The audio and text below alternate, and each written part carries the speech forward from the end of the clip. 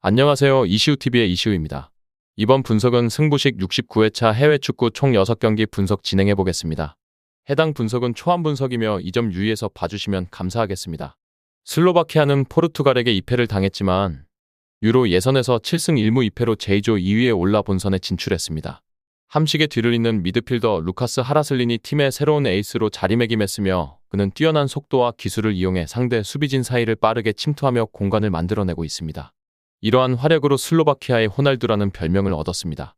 또한 유로 예선 6경기에서 4골을 기록한 미드필더 온드레이 두다가 부상을 털고 복귀했습니다. 산마리노는 로베르토 세볼리 감독이 부임한 이후에도 12연패를 기록하며 고전을 면치 못하고 있습니다. 2004년 평가전에서 한 차례 승리를 거둔 이후 산마리노는 20년째 무승의 늪에 빠져 있으며 여전히 최악체 팀으로 평가받고 있습니다.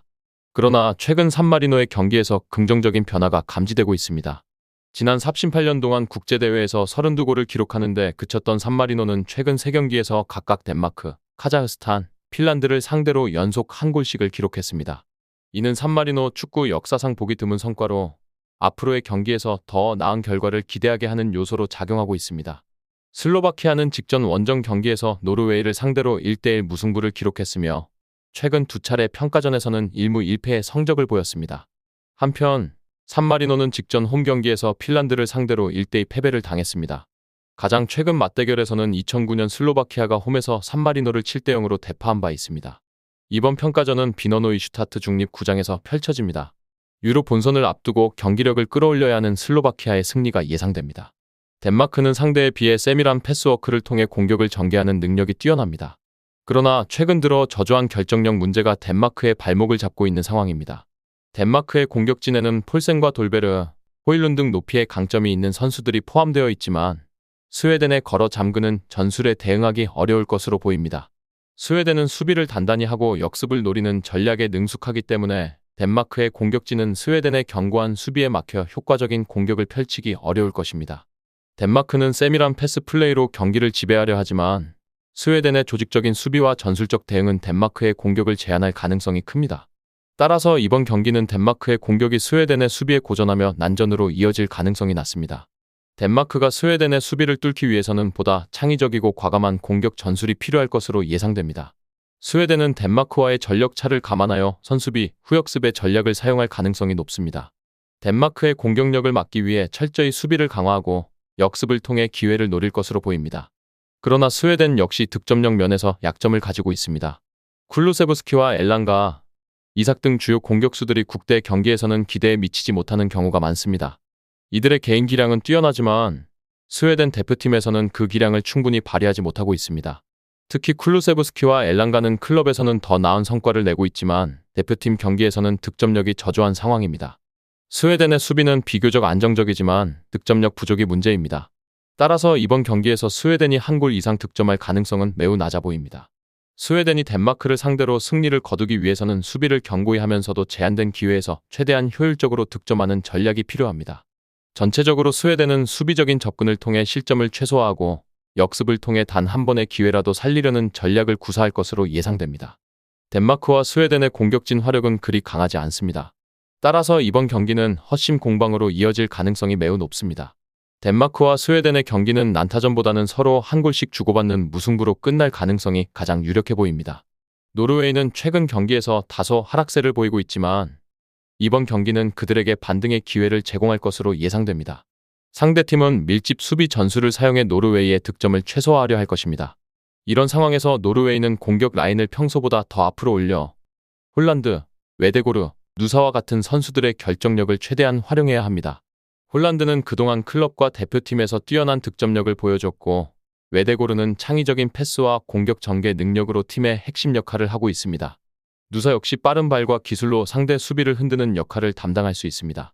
이들 선수들의 활약을 통해 노르웨이는 상대의 밀집 수비를 뚫어야 할 것입니다. 그러나 상대팀의 수비 전술이 워낙 견고하기 때문에 노르웨이가 대량 득점을 올리기는 어려울 것으로 보입니다. 대신 상대 수비를 공략하면서도 수비 균형을 유지해야 하며 이는 결과적으로 매우 근소한 차이로 승리를 거두는 상황으로 이어질 가능성이 높습니다. 노르웨이는 공세를 강화하면서도 상대의 역습에 대비해야 하며 이는 신중하면서도 공격적인 경기 운영을 요구합니다. 전체적으로 이번 경기는 노르웨이가 근소한 차이로 승리할 가능성이 크며 이를 통해 최근의 하락세를 반전시킬 기회를 잡을 수 있을 것으로 보입니다. 코소보는 이번 경기에서 전반적으로 수비적인 전략을 유지하며 후반에서의 반격을 기대할 것으로 보입니다. 그러나 홀란드와 같은 세계적인 공격수를 상대로 실점을 피하는 것은 쉽지 않을 것입니다. 코소보는 무리키의 머리를 이용한 공격이나 세트피스를 활용한 득점에 의존할 가능성이 있지만 이는 노르웨이의 높은 수비력에 맞서기 어려울 것입니다. 결국 노르웨이가 경기에서 우세를 점할 것으로 예상되지만 상대의 견고한 수비를 완전히 무너뜨리기는 어려울 것입니다. 노르웨이는 최대한 효율적인 공격을 통해 득점을 시도할 것이며 이 과정에서 2골 정도의 차이로 승리할 가능성이 큽니다. 이는 노르웨이의 경기 운영 능력과 결정력 덕분에 가능할 것으로 보이며 코소보의 수비를 뚫는 데에는 시간이 걸리겠지만 결국 승리를 거둘 것으로 예상됩니다. 따라서 노르웨이의 승과 언더를 추천드립니다. 벨기에는 이번 경기에서도 루카쿠를 중심으로 한 측면 공격을 활용할 것으로 예상됩니다.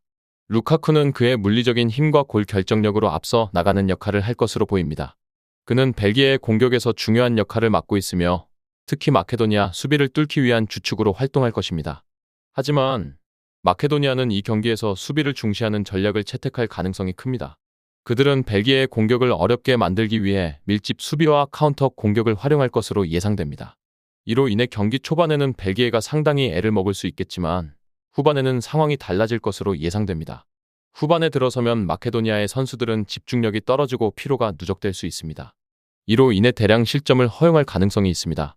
벨기에는 이 시기에 더브라위너, 트로사르, 도쿠, 오펜다 등과 같은 다른 공격수들에게 골을 넣을 수 있는 기회를 제공할 것입니다.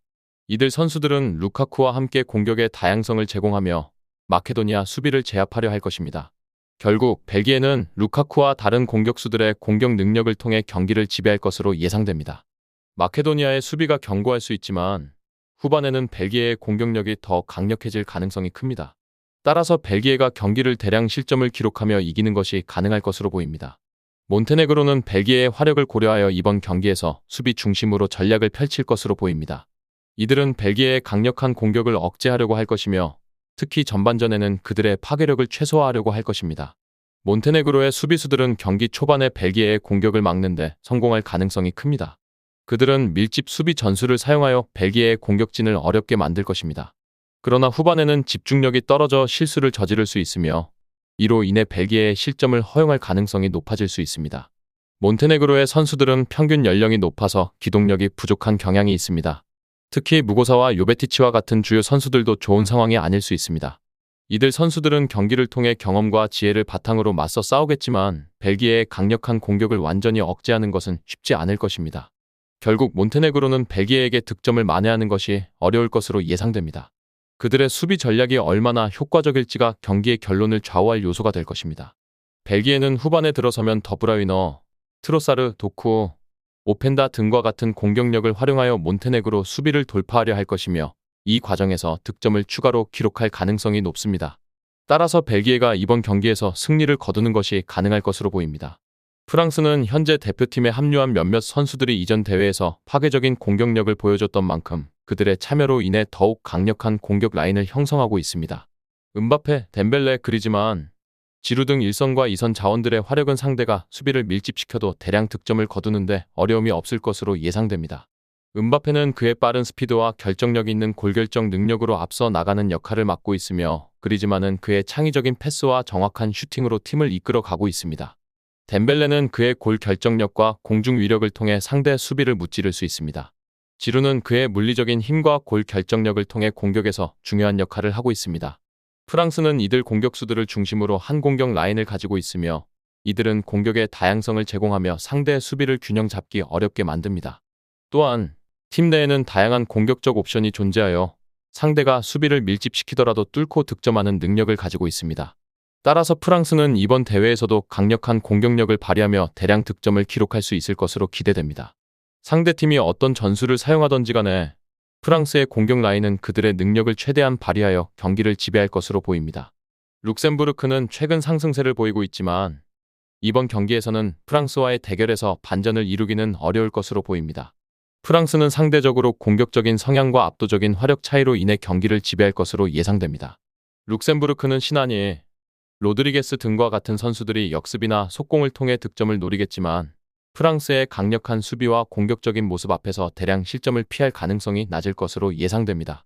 또한 룩셈부르크는 경기를 통해 경험을 쌓아가고 있지만 프랑스와 같은 강호에 맞서는 것은 여전히 어려운 과제일 것입니다.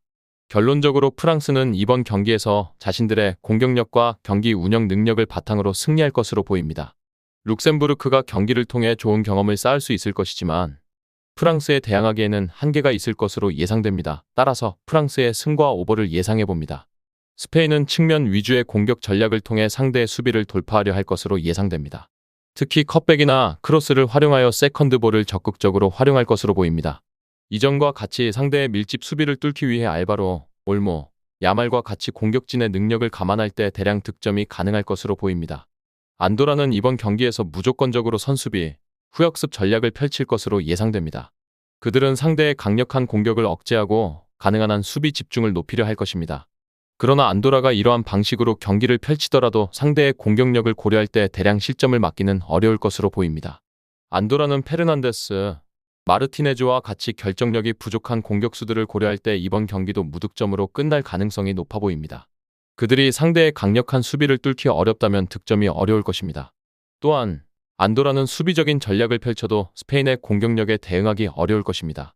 따라서 안도라는 이번 경기에서 대량 득점을 피하는 것이 우선 순위일 것으로 보입니다.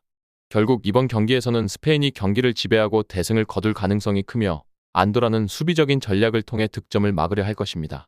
하지만 안도라가 득점을 기록하는 것은 매우 어려울 것으로 예상됩니다. 따라서 스페인의 승과 오버를 예상해봅니다. 끝으로 정확한 배당 변동에 따른 실시간 추적과 최종 예측은 배팅 마감 직전까지 이루어져야 합니다. 위 부분을 참고하는 배팅이 아닌 더 근시적인 결과는 배당률 흐름의 변화 및 경기 시작 전 결장자 정보에 따라 변동될 수 있습니다. 함께 배팅으로 더 효율적인 승률을 만들고자 만들어낸 채널입니다. 모든 경기를 영상에 담아내기엔 한계가 있습니다. 이 외 다른 경기들의 정보와 결과 예측 및 더 많은 도움이 필요하시다면 분석방으로 언제든지 연락주세요. 최선을 다해 보이겠습니다.